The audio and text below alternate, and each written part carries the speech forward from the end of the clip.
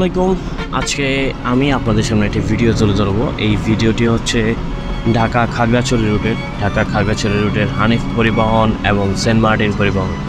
আপনারা দেখতে পাচ্ছেন যে সামনে যেই বাসটি রয়েছে সেটি হচ্ছে সেন্ট মার্টিন পরিবহন এবং আমি যেই বাসটিতে রয়েছি সেটি হচ্ছে হানিফ পরিবহন।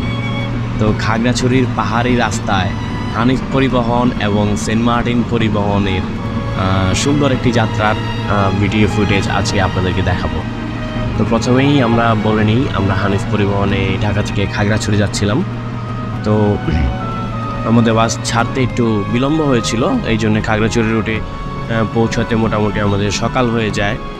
এবং আপনাদেরকে একটা ইনফরমেশন দিয়ে রাখি, আপনারা জানেন যে ফেনী থেকে যখন গাড়িটি খাগড়াছড়ি রুটে গাড়ি বারোইয়ার হাট নামক জায়গায় যায়, এই বারোইয়ার হাট থেকেই মূলত পাহাড়ি রাস্তা শুরু হয়। এই বারোইয়ার হাট থেকে খাগড়াছড়ি পর্যন্ত টোটাল 179টা মোড় রয়েছে, অর্থাৎ ডানে বামে 179টা মোড় অতিক্রম করে বারোইয়ার হাট থেকে আমাদের বাসটি খাগড়াছড়ি পর্যন্ত যায়। এটা মূলত মানে কাউন্ট করা, প্লাস মাইনাস হতে পারে কয়েকটা, কারণ যেহেতু অনেকবার খাগড়াছড়ি যাওয়া হয়েছে আমার, সেই ক্ষেত্রে এটা কাউন্ট করা হয়েছে যে 169টা ডানে বামে মোড় রয়েছে।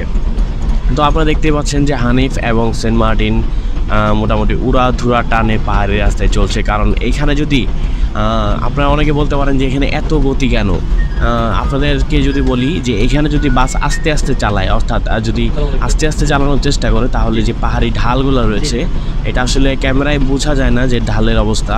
এখানে মোটামুটি অনেক ঢাল, একবার নিচে নামবে একবার উপর উঠবে। তো যদি আস্তে আস্তে বাসটা চালায় সেই ক্ষেত্রে ঢালগুলা সে উঠতে পারবে না।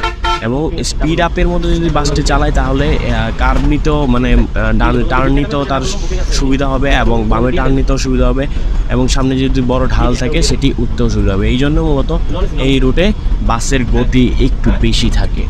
তো সেন্ট মার্টিনের গতিও খুবই ভালো ছিল এবং আমাদের হানিফ তো অলওয়েজই হানিফ আমার সবচেয়ে প্রিয় বাস এবং আমাদের ওস্তাদ অনেক দক্ষ একজন ওস্তাদ এই রুটে 2014 সাল থেকে বাস চালায়, এখন 2023 সাল, মোটামুটি 9 বছর ধরে এই রুটে হানিফ পরিবহন চালাচ্ছেন। এবং তার দক্ষতা দেখে আমি খুবই অবাক হয়েছি যে তিনি এত দক্ষ, তার দক্ষতার পরিচয় আমি তার চালানোর মাধ্যমে পেয়েছি। মানে এত দক্ষতার সাথে সে বাসটিকে খাগড়াছড়ি নিয়ে গেল আমাদেরকে, এবং কোনো রকম ভাঙাচোরাতে উনি খুবই স্লো চালিয়েছেন এবং যেখানে যেরকম স্পিড দরকার সেখানে সেরকম স্পিডই তিনি দিয়েছেন।